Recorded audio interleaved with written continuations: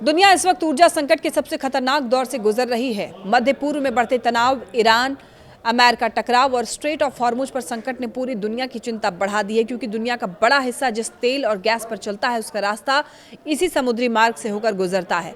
ऐसे माहौल में प्रधानमंत्री नरेंद्र मोदी की 5 देशों की यात्रा सिर्फ एक सामान्य विदेश दौरा नहीं मानी जा रही है, बल्कि इसे भारत की ऊर्जा सुरक्षा और वैश्विक रणनीति से जोड़कर देखा जा रहा है। पीएम मोदी आज से 6 दिनों के भीतर यूएई, नीदरलैंड, स्वीडन, नॉर्वे और इटली का दौरा करेंगे।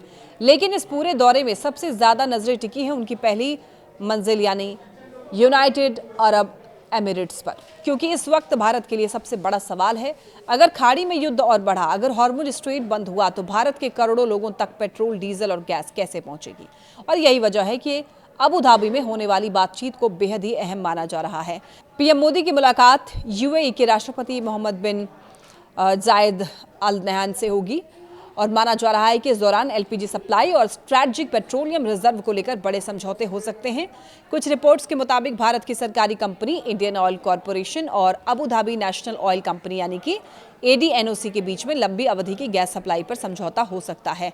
इसके अलावा Indian strategic petroleum reserves limited और एडीएनओसी के बीच में तेल भंडारण को लेकर के भी नई डील होने की संभावना है।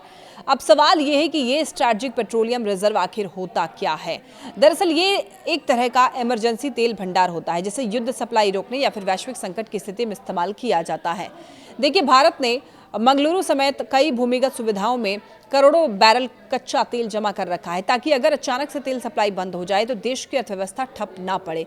खास बात यह है कि यूएई पहला ऐसा देश है जिसने भारत के साथ इस तरह की साझेदारी की थी।